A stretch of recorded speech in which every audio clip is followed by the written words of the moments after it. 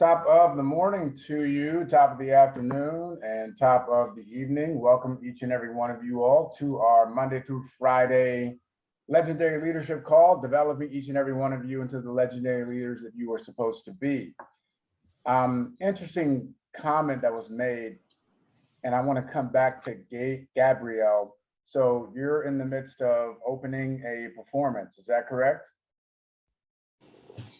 Huh? What again? You said you're opening a performance. You have rehearsals. You're about to open a performance. Yeah, I work at the theater, and I have to. Yes, I have to support the actors to get their text and the speech and all that things.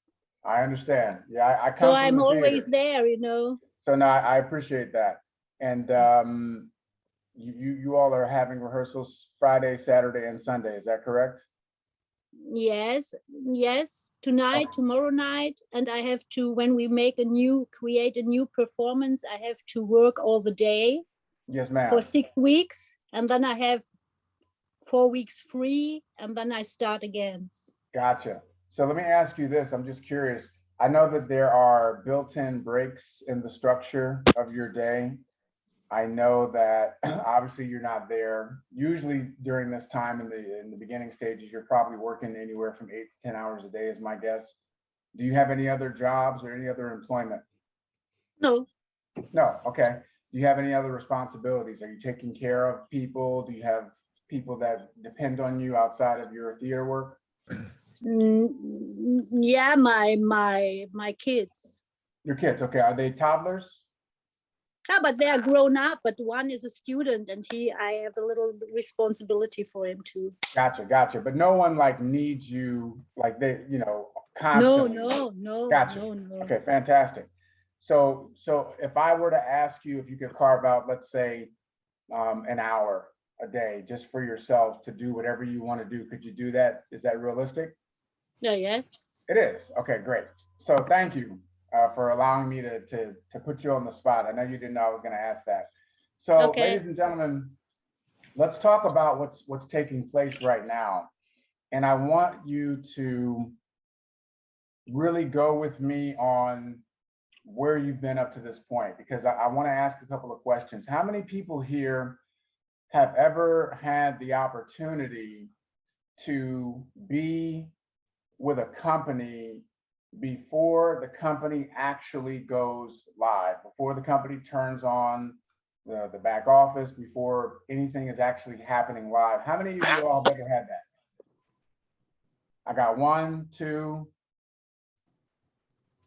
three hands that went up. Okay. I was able to. Four. Okay, so I got, so far I see Hank, Scotty, Ed, and Gabrielle. So do me a favor, and then Greg Warford. Greg, I'm not familiar with who you are. Tell me, unmute yourself. Tell me where you're from, and give us a very like quick 30, 45 second to minute synopsis of the situation that you were in. Okay. 45 seconds, huh? Not to a minute. Go ahead. From a network marketing perspective, I guess I started around, I really got serious in 94. I jumped in 91, didn't make any money, but I've been in the right place at the right time a few times. I've had the opportunity to work with Ed, met Scotty in 1997, and I met Mr. John McKillop. Gosh, he was the president of a very large company that a friend of mine started, and I met him after that. There was some consulting going on, and so I just kind of liked him a lot and stayed in touch. And I think that you guys have a tremendous leader there. And the first thing that I noticed over here, because I don't really want to make this about me, but for everybody on here, it's the culture. Greg, I want you to tell me about that company. You said that you were with something prior and you were there at the very beginning. What was the company? And tell me. So 1997, I was blessed to be one of the wheels that kicked off a company called the Tax People. That's actually the first comp plan I ever wrote. And I did about 70% of it. When I say I wrote it, I co-wrote it. We did 100 million in 2.5 years. Okay, great. Now, were you administrative or were you a representative in the field? I was a field rep. I also did all the conference calls for the first 2.5 years. We did 2 calls a night, 7 nights a week, and myself and my business partners did that. So I was an uncompensated administrator, but I also built a pretty good team. We had about 20,000 people in it. Fantastic, fantastic. Is it fair to say that did you do well financially? Did you feel like you missed the boat? How would you assess your financial success? You know, it's interesting you said that because it was an amazing time, Ed, and in retrospect, like the thing that was missing was enjoying it. So I was at the top. I remember the first vision statement I wrote, and I'm not trying to take over the call, but since you asked, you know, I did everything on it. I hit diamond. I was making 6 figures a year in my other career, plus had that income, had my professional racing license, had a newborn baby, new house on the lake. And all of this was just rolling in. And I was never mentally, I didn't get how blessed I was. So I was like, angry guy that this other guy was getting more favoritism where I'm making 20 a month, he's making 20 a week or whatever. So now here we are, I'm all grown up and you have an awesome culture and I started another new position in telecom that gives me the freedom that I had then on Monday when we also launched this. So I'm going to repeat it. And this time going to stay on my motorcycle, not fall off and get hurt, not get cancer and go enjoy the ride.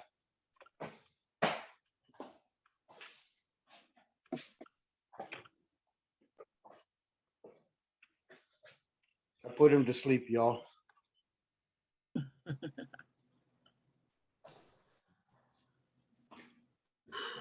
Hey, Ed, I think you're frozen. We can't hear you and your picture is frozen. Or he's in Thank heavy you, Ed conversation. Terranova. I Terry, thought it was Terry, I something want I to jump over said. to Terry real quick. Go ahead and give us your quick synopsis if you would. That's my laptop. I'm on my phone too. There we go.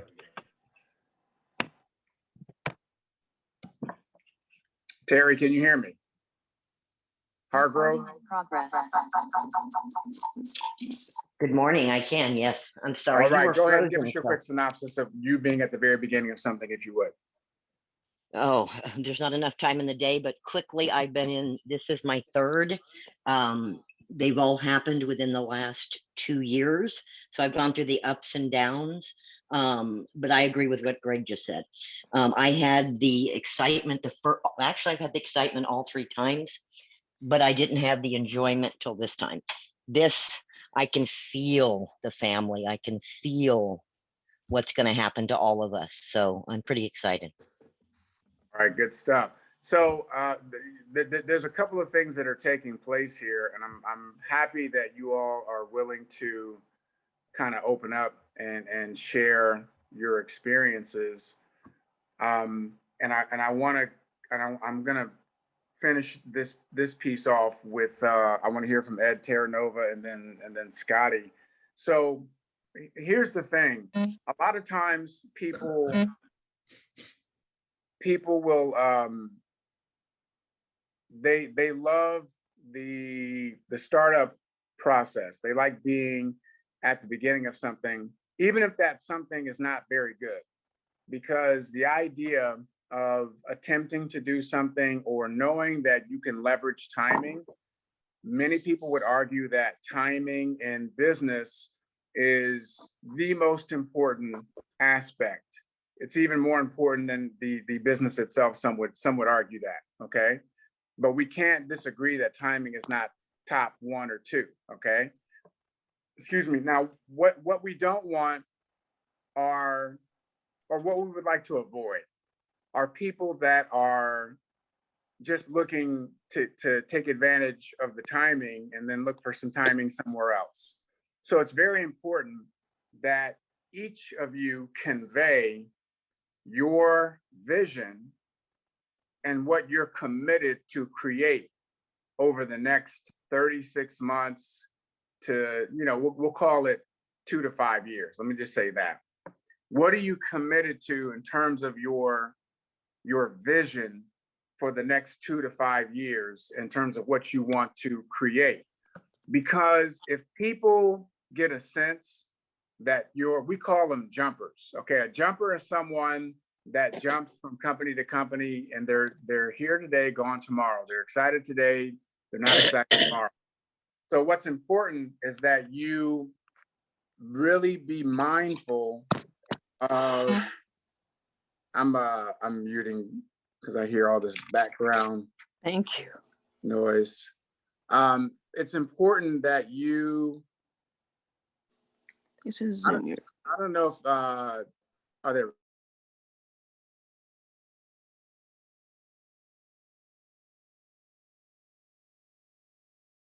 And I muted all, so just unmute yourself and everybody else is muted. thank you.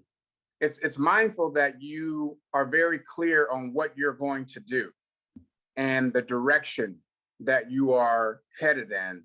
And most important is your commitment. Because there's this thing that happens, it's called the self-fulfilling prophecy. It happens it's very poignant here, because what happens is people get excited, as we talked about, but it's just excitement. They have no sense of vision, they have no sense of purpose. They take that excitement and then they share it with someone, and someone feeds off of it and they get started. And the person might be excited because they have timing, but they have nothing else. They have no intention. They have no sense of building relationship. They have no sense of thinking long-term. And because that excitement will wane, then the person that they enrolled can feel that, and that person will quit. And when that person quits, the person who was excited says invariably, well, this isn't hot. This isn't working. I knew it. Well, see, what happens is the person that quit already knew that you were going to quit, because you're just going on the fumes of excitement, because you haven't taken the time to really assess who you are and why the hell you're here and what your purpose is. You do not want to even have a hint of, I'm a flaky, excitable person today, but then I'll be gone tomorrow. And you also have to forgive yourself too.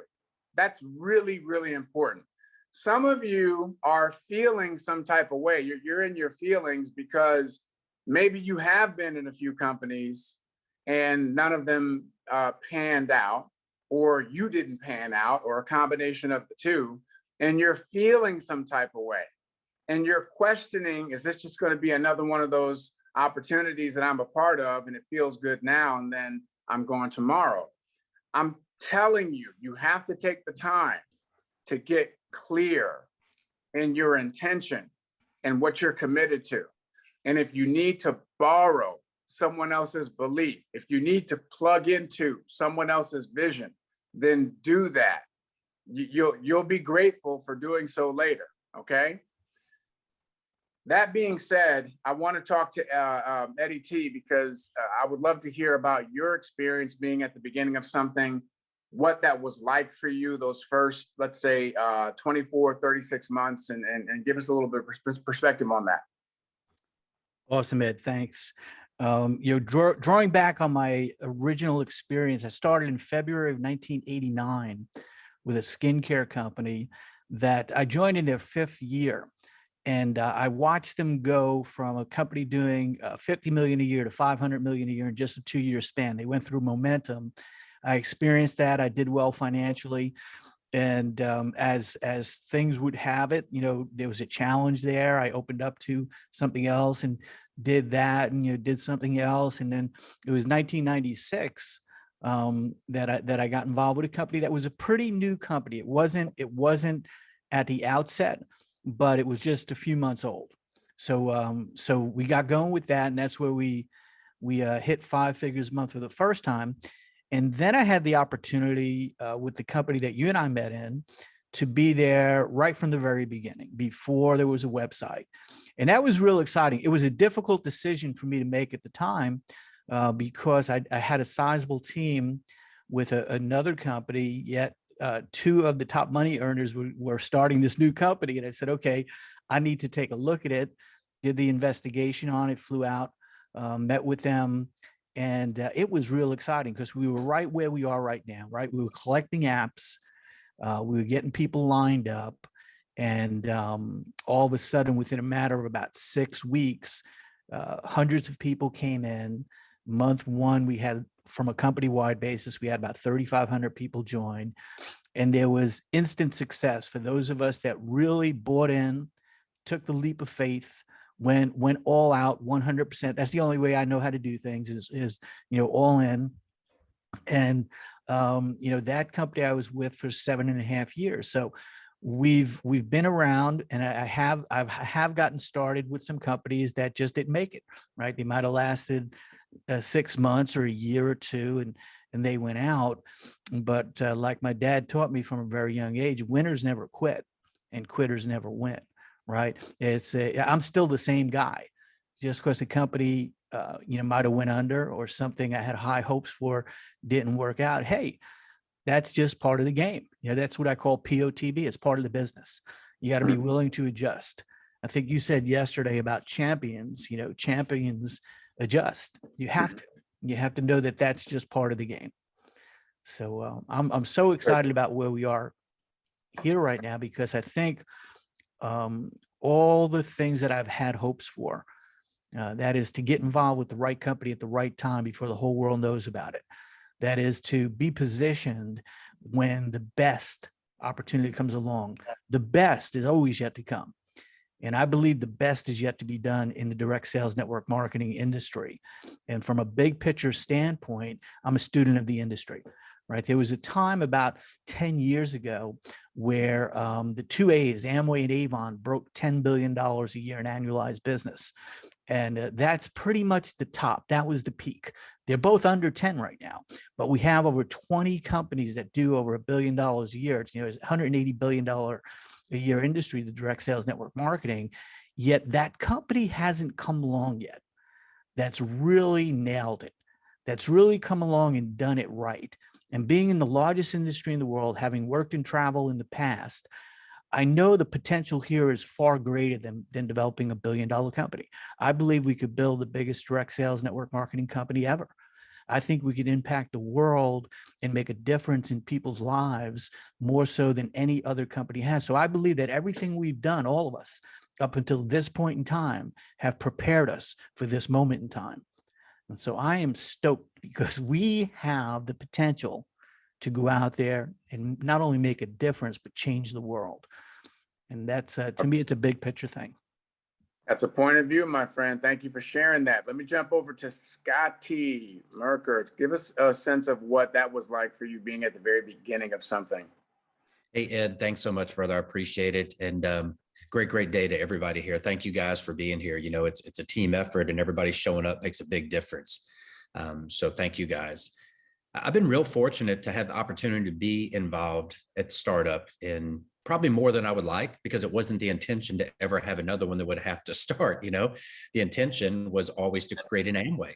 From my very first company that I signed into, that I started to build, I always wanted to build one company and have what the people in Amway had. That was the desire. But such is life. How many of us have had multiple jobs in our careers? How many of us are working in a different industry than we ever thought we would be in? So I'm also realistic that life happens, and, we have to go with it. And like Ed said, you just don't quit. But when you believe in an industry, you keep going. And so for the startup thing, Ed, the biggest thing that I learned, I didn't understand early on. I always knew it was a great opportunity. The thing that I didn't understand early in my career, but I learned through some of the hard knocks, was that it's a tremendous responsibility. You have to go in, like you're talking earlier, and you've shared all week about the importance of our mindset. We have to have our mindset and our heart set in the right place, that we're going to be part of the process. Heck, when Microsoft releases a new release of their operating system, it's always got flaws and bugs. Every technology rollout these days has something that has to be ironed out. Look, why are you always updating your apps, fixing bugs? So we got to be real and understand that this is a world we live in. It's a very technological driven world, and technology is not perfect. So I believe if we accept the responsibility, then there's where the beauty of the opportunity comes into play. If we know that the responsibility is we're going to have to put a lot of extra effort in, we're going to have to deal with things early on that won't be dealt with later on. It's like if we were the first people that came here 10, 20, 50, 100,000 years ago and came to this country, the United States of America, where I am, the only thing we would see are animal trails. But when you fly into the United States today, you get an Uber, you get on a taxi, beautiful freeways. I mean, it's all been paved by people who paid the price early on. So I think the biggest thing is balancing that, and being first is not for everybody. It's enticing for the opportunity. I think most people aren't aware of the responsibility that goes with it. And I think if we can do a shift mentally and say, hey, I get to be a part of the process. I get to be one of the co-creators. I get to find some of the bugs and work through those. If we have that type of approach, then the opportunity becomes that much more beautiful for us. But it's when we come in expecting perfection, like if you join an Amway today, guess what? 99.9% of the time, they're going to have your product. It's going to be shipped on time. They're probably not going to have too many technological issues you have to deal with, but you're going to have to talk to 1,000 people to find one that might be interested. So it's a trade-off. And I think that's probably the biggest thing I could say, Ed, that I've learned over time is learning how to balance the expectations, understanding the balance between responsibility and opportunity. And then I think the final thing that I would say, one time in my career, and you and I talked about this yesterday, I got a chance to experience momentum once. And our company went from 37 million to 1.4 billion in 3 years, only in the United States. And I saw that growth. And at the time I thought, wow, it's just because we're so good. And we were focused, we were working smart. There are a lot of people working hard in the company. We worked very smart on our team. But the thing that I realized is sometimes there's dynamics bigger than your company, bigger than your product, bigger than yourself and your team. And it's market dynamics. And you and I talked about this. It was the telecom industry. And what most people don't tell the story about when they tell the story of Excel's growth is that you had a deregulated industry that was exploding. You had $100 million, which back then was probably like 500 to 700 million a year in advertising going on. Major superstars. Whitney Houston, one of the biggest superstars of her time, was singing on commercials for AT&T. So the market dynamics and what that does in the psychology of the general public is huge. So why do I share that? Because like Eddie T said, we've got the #1 industry in the world, travel, and unbelievable to me that nobody's ever hit $1 billion. World Ventures came close, but nobody's ever done it. And so that opportunity exists. But what's going on today, I don't watch a lot of TV. I'm a sports fan. It's mostly sports, but every cruise line, every all-inclusive resort, I mean, everybody is advertising travel. So as I shared with you yesterday, Ed, I've got this feeling inside for the first time since the 1990s. It's not that I haven't been excited before. It hasn't that I've been motivated. I was committed 100%. But when that intangible sets in, when you've got a rebound market coming off of a pandemic, the largest industry in the world, and we're going to have literally hundreds of billions of dollars of advertising coming in from all around the world, since we're going to be a global company promoting, come back to our resorts, come travel, come see us. That's something that no network marketing company can just go out there and manufacture. So we've got the unfair advantage behind us. And now it's just going to be up to us to plug in with you 5 days a week right here, take the learning, the education, the empowerment, and get focused on that daily activity like what you're sharing with Gabby. Find that hour, if that's all it is, 1 hour a day for 2, 3, 4, 5 years will change our life forever. So that's probably it, brother. I can't even hardly contain myself. I know. I can feel that. I can feel the energy from both of you all. So listen, this is more. We're going to just talk strategy, because what's important is that, and this is one of the hardest things to do, is you got to have a short memory. You got to have a really short memory, and you have to have a really long vision, because I was talking with a really good friend. This was like last week, and the question was asked, how do I go back to my family and tell them I'm going to give it another go, because I've tried some other things and it didn't really pan out the way I wanted to. And she was evaluating and saying, like, I understand I've never had timing before. I've never been able to be a part of something where I could actually have the timing aspect of it at the inception, but I'm afraid.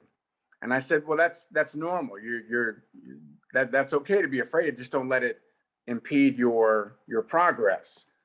And you have to be willing to let all that stuff go, because your past doesn't equal your future. Now we'll say that when we're talking to people who might be accustomed to earning $60,000 or $70,000 a year, and we're giving them something where they can earn $50,000 or $60,000 in a month, that's a very big mental leap. And we will let them know your past doesn't equal your future. Just because you've never made that before doesn't mean you can't make it moving forward. Well, you have to have the same level of disconnecting from your past as it pertains to any of your previous experiences, whether they were good or bad. It doesn't really matter. Because remember, all that matters is what we're doing right here, right now, today. And I wanted you all to hear from some different people. I had no idea what anybody was going to say. I just wanted to hear what their experience was. And here's what we know. We know that just through timing alone, I have personally seen this. I have seen people who have little to no talent. I have seen people who have little to no capacity, but because they were coachable and they were in the right place at the right time, they made millions of dollars. And I know all of you all can attest to that in some way, shape, or form, even if it was outside of network marketing. That's number one. Number two, leadership is something that is going to be imperative to everything that we do. So it obviously starts with how we show up every day, and then most importantly, how you show up for yourself. So if you look at the next, I think it's just under 72, just over 72 hours. So if you look at the next just over 72 hours, what we have available to us, it's one of those times in your life that you can really create a marker for yourself. And here's what I want you to understand. This is why I wanted to pull Gabrielle aside. Some of you are in a situation where you have some other things at play. You may have the kids' soccer practice this weekend. You might have to work a double shift. You may have some things pulling on you from care, people that you have to provide care for. Your job might ask you to take on an extra load. I understand all of that. I'm asking you to get out of your head and get into the game, like fully. I'm asking you, I'm challenging you to do that, because the next 72 hours, you're never going to have those 72 hours again. You're not going to have them. We literally put out an announcement yesterday evening informing everyone that we're going live on Monday. Okay. So you got 72 hours. And if you just go, just for the next 72 hours, I promise that you can go back to overanalyzing, and you can go back to talking yourself out of opportunity. You can go back to that after we turn on the switch on Monday. Okay. And then you can tell me which one feels better. So what I would like for you to do, and actually, let me ask the question. I should make this assumption. Who's here on this call because you would like to make some income? Is there anybody that's not here that's here that says, I don't want to make any money? Like that's probably, I should reverse the question. Is there anybody here that's like, Ed, I am not here to make income? And it's okay. Nobody's going to judge you. If there's anyone that's here because you just want to have fun and you want to take trips around the world, I'm all about that. But if you do not want to make any money at all, okay, if that's just not a priority because your money part it's taken care of, you're good, and whatever money you make here, you're going to give it away to, causes. Okay, I ain't talking to you right now. But for those of you that are here because you want to make income, I can't obviously do everyone at the same time, but for those of you, that's funny. Sorry, no, I need to make more money. So for those of you that are here because you want to make income, this is an assignment from your ambassador of training and development. This is an assignment for you to do for the next 72 hours. It's to go. I want you to write down the word go, okay? And I want you to write down the word go, and I want you to put it on some pieces of paper and some index cards, and I want you to take a few minutes to tape it on your bathroom mirror, on your refrigerator, put it on your laptop, put it on your screensaver, on your phone.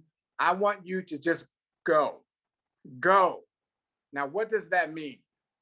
It means that you're going to combine what we've been talking about this week. So we started with authenticity, having the courage to be vulnerable with why you are involved with this vehicle, your authentic place. Don't be anyone else other than yourself. The second aspect of it was, was really looking at how you're going to invite. Like you're going to invite people and you're going to do it by pre-qualifying them. So you can go back and look at that call. And then the other thing that we addressed was understanding why you're here, knowing why you're here. And it's okay, it might change, but right now, this is why I'm here. I'm here because I look at my bank account and I'm not excited. I'm here because I expected to be way further along than where I am right now. And I've had enough. I'm here because I'm tired of doing things that I don't want to do just to pay the bills. I really want more freedom. Whatever that is for you, you're really allowing that to be the engine, and then you're going to go. Okay? Go back and watch the invite call that we did from Thursday, but you're just going to go and you're going to smile and dial. So if Gabrielle, if all she has, now I know she has more than an hour a day, but if all she could squeeze out, let's say she was working 20 hours a day, okay, 18-hour shifts. I just talked to a woman who's, she does 14-hour shifts. She works security at the basketball arena. And so she does 14-hour shifts, and then she's got to get, travel time to and from home. She's got to sleep. That's about 20 hours out of her day. Okay. So she's got about maybe two to 3 hours where she's really just kind of woo. And she's got to take those 2 hours and make phone calls for her dreams. And you got to ask yourself the question, what's bigger? And this is something I heard about 4 years ago, and I've never forgotten it. What's bigger, your memory or your dream?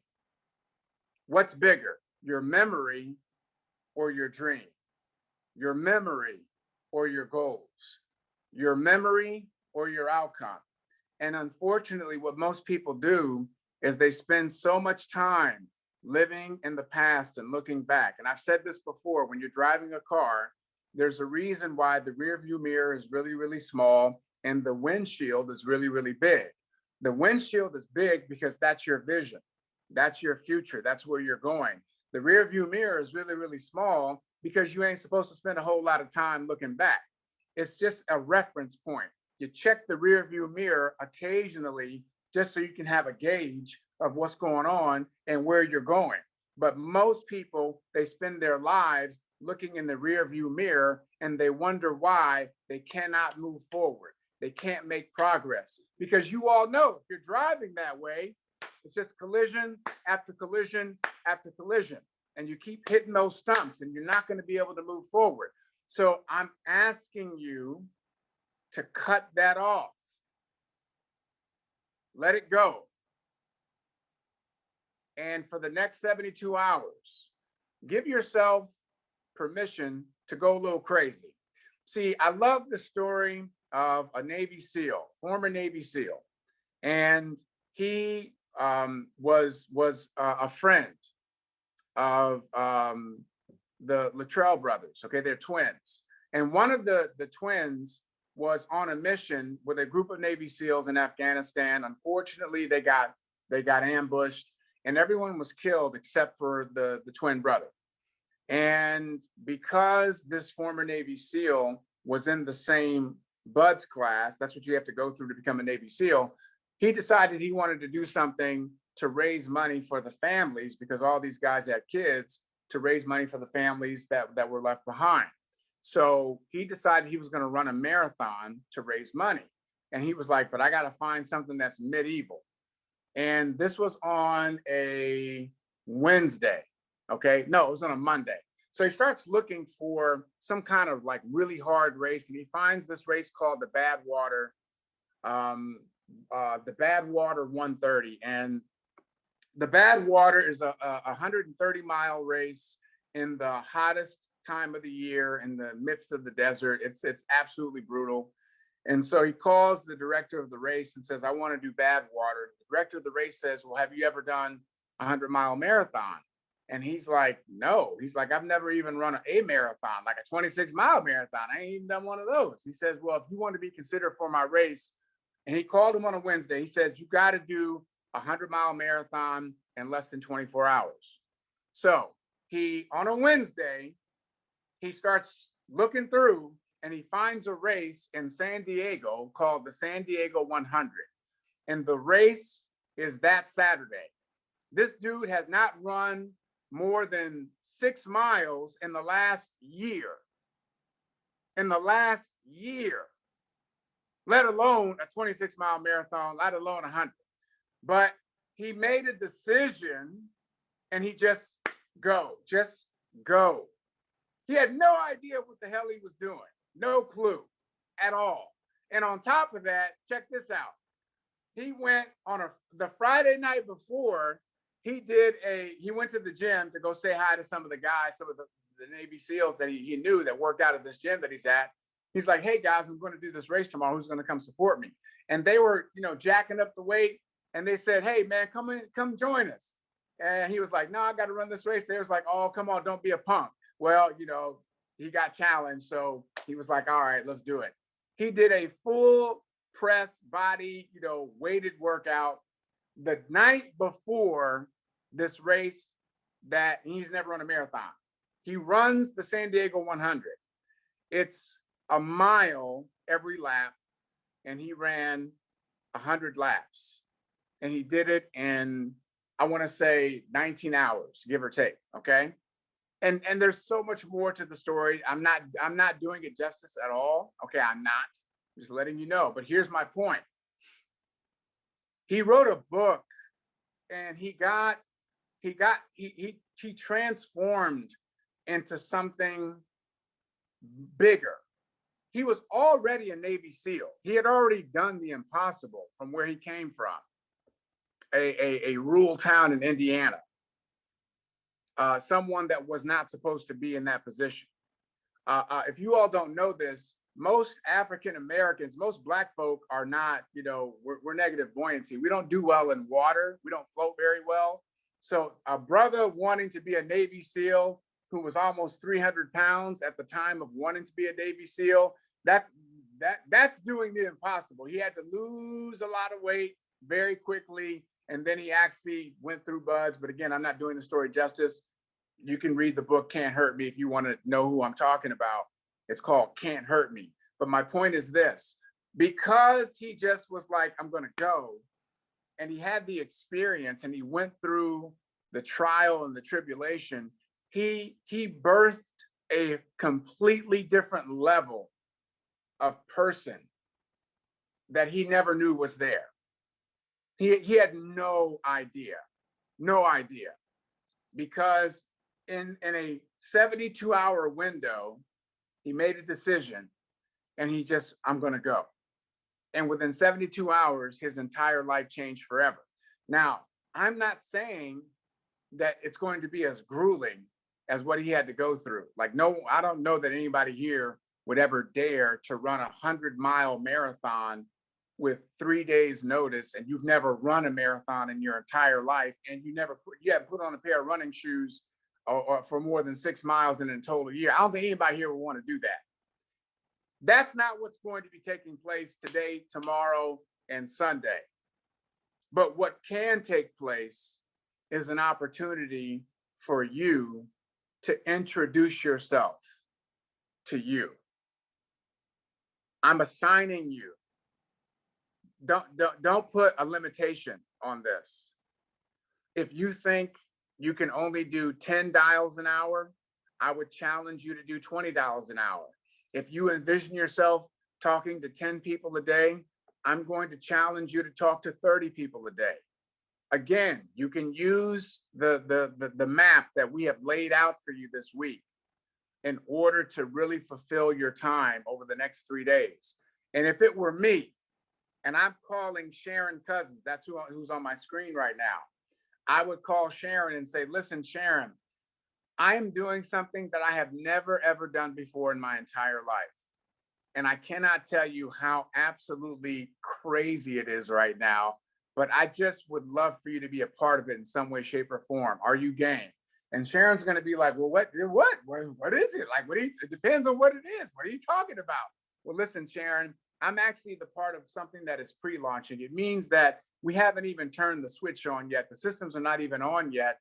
And I have what is called first movers advantage. It means that anybody that I talk to has an opportunity to experience timing in a way that they could never, ever experience it, maybe once in a lifetime kind of thing, okay? So here's what I'm going to ask you. I'm going to ask you 2 questions. Are you willing to answer them? Yeah, sure, go ahead. Number 1, if you could go anywhere in the world for a really, really great adventure, a great experience, a life-enhancing, peak life experience, where would you like to go and who would you like to go with you? Oh man, I'd like to go. Oh, I'd love to do. Oh, okay, great. Fantastic. Now, if there was a way, and I know it's gonna sound crazy, but if there was a way that you could actually get paid to do that, would that be of interest to you? Just be honest with me. Just tell me real talk, yes or no. Would that be of interest to you if you get paid to do that? Yeah, right. Yeah, sure. Well, of course, like who wouldn't? Okay, fantastic. Are you willing to help me reach my goal? My goal is to touch 100 people with this information, and I only have 72 hours. I'm like on a screen, on live stream. People are watching me right now. I need your help. Would you be one of the 100 to look at this information?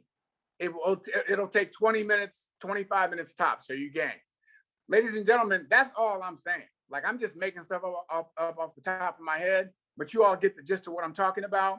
Just go, go, go, go, go, and to the best that you can, track it. Okay, because you're going to be gone. It's going to be messy. You're going to forget to call some people back. It's going to be messy because you're going to have so much stuff going on. I understand. To the best of your ability, I want you to track it. I want you to track it because come Monday, we get a chance to see what we can do.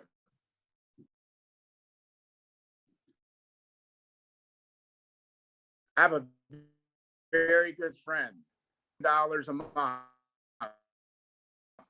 And this amazing good friend told me that in their first 3 days, they had a goal. I am going to get 200 people on a call to see this information. I'm going to get 200 people on a call to see this information in the next 48 hours. That was her goal. I'm telling you all, it's just go. Just go. And talk to your support team, talk to your team leaders. They will give you guideposts along the way, how to go fast, how to stack up a call. You can stack one call, pour it into another. Look, the strategy is really important. Okay, I don't want to rush. I want you to understand that the next 72 hours are everything because they're all that we have. They're all that we have. And you could put a stamp on your life in the next 72 hours. You could do things that you've never done before. Just because, like just for the fun of it. Let's just see what happens. Pick up the phone. Hey, Otis, listen, I am challenging myself this weekend because I'm a part of something where we're in this thing called pre-launch, meaning we really don't turn the switch on until Monday. And I challenged myself to get 300 people in front of this information over the next 72 hours. Can you just help me out and just, set aside, just let me book a time with you and you got 25 minutes? You see what I'm saying? I didn't even talk about anything, right? I didn't say anything about travel. I didn't ask any questions other than, here's what I'm doing. I got this personal goal. You're going to help a brother out. Can you help a brother out? Because it's so easy to get people in front of the information and then let the rest of it take care of itself. You get them in front of the information, we will do the 3 ways with your team leaders and help them and do all that stuff. Your job is just to get people in front of the information. I'm telling you, it's so freaking simple. And I'm going to say, this is just me talking. This is just me. I'm not speaking for anybody else. I'm not speaking for the company. I'm just talking to you all. From me talking, it's the easiest thing you're ever going to do. Get someone in front of the information. Under these circumstances, it's 10 times easier. Who doesn't want to help you do something special? Remember, authenticity, vulnerability. Listen, Chloe, I need to be real with you. I've not been excited with my life the last 5 years. I mean, the kids are good and bills are paid, but I haven't done anything that's worth repeating. And I made a commitment over the next 72 hours, I'm going to do something that's worth repeating. Would you be willing to help me? My goal is to expose 300 people to a absolutely brilliant idea that is incredibly fun and ridiculous. Would you be one of those 300 and help me do something special with my life these next 72 hours? That's what you call, that's a phone call that doesn't quit. That's a phone call you're going to have 100% say, yeah, look, what? Wow. I want to do something special. Man, that's you talking to me right now. I ain't done nothing special with my life either. You understand what I'm saying? It's about the come from, you all. It's the come from combined with the urgency and having a target that you have no freaking idea how you're going to hit it. You write this down. You commit first, you create second. Commit first, create second. Commit first, create second. So you set that thing that scares the crap out of you. How the hell am I going to do that? 300 people. And then go. See, when you set the number, then look at what I told you to put up on the bathroom mirror, on the refrigerator, on your laptop, on your phone. Go. No thinking. Go. If you need help with the wording on stuff, go back and watch these from this week. But otherwise, go. Just freaking go. So I'm really, really amped up and excited to see what you all produce over the next 72 hours. Let's be authentic. Let's come from this right here. Let's come with a sense of strength and purpose, daring and boldness. Let's have fun while we're doing it. Smile, okay? Smile and dial. Smile and dial. And let's make some history, some personal history for ourselves and for this amazing company that we're building. I'll see you guys on Monday. Have a great weekend.